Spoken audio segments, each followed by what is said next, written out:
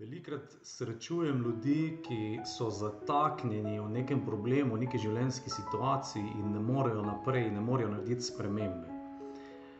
In si mislim, ko bi vsaj vi poznali orodja pa načine, ki jih poznam jaz, bi to bilo na zelo enostaven način spremeniti. In ravno zaradi tega sem se odločil, da naredim delavnico za zagon življenjske energije. To je način za poganjanje življenjske energije na energijskem in na fizičnem nivoju, ki vam premakne energijo naprej, odklene vas iz tistega zataknjenega položaja.